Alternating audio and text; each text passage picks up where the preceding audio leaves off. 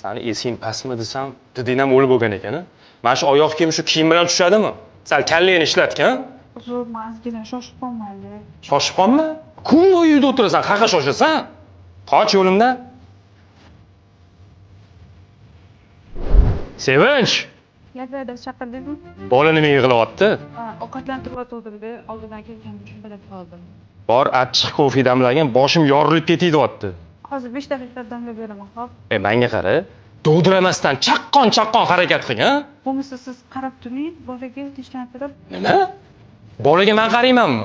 Kofeni ham damlaysan, bolaga ham qaraysan. Tushundingmi? Tezlashtir, bor, ko'zimdan yo'qol bo'laqa. Bor do'mman senga. Qizim, Yelmajon. siz boring. Nabiramga qarang.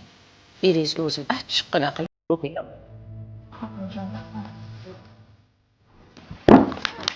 Kofeni sizga buyurdim, hozirmi?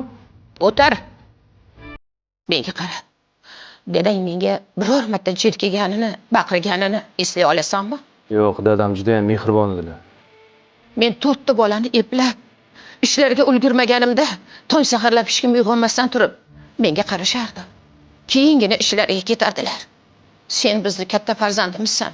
Bularni yaxshi eslasang kerak, a? Esimda, oyi. Dadangni hamma yaxshi xotiralar bilan xotirlaydi. Sen ayolingni hurmat qilmas ekansan, bolalaring ertaga seni qanday xotirlaydi? Shuni bir o'ylab ko'rdingmi? Oyi, bolalarim hali yosh, sal katta bo'lsa, men o'zim tushuntiraman ularga. Ayolingni hurmat qilmas ekansan, sen bolalaringdan mehr kutma. Ishdan kelasan-da charchadim deb xonangga kirib yotib olasan. Televizor ko'rasan yoki bo'lmasa telefon o'ynaysan. Oyi, asablarim joyida emas, bilmagan holatda baqirib yuboryapman. Asablaring charchagan bo'lsa, borib davolan. Xotining senga zahringni sochib alamingni oladigan buyum emas. Hadeb zahringni sochaversang, ertaga sabr kosasi to'ladida qo'lini siltab ketib qolsa, borib oyog'iga bosh ursang ham qaytib kelmaydi. Ertaga kech bo'ladi. Ko'zingni och bola. Tushundingmi gaplarimni? Xorma onasi? Voy, assalomu alaykum, adasi, yaxshi keldingizmi? Va alaykum assalom. Ha, rahmat. Qara. Voy, juda chiroyli, rahmat. Onasi, meni kechir. Baxtimga har doim sog' bo'lgin. Rahmat, adasi. Siz ham sog' bo'ling. Buni hoziroq taqib ol.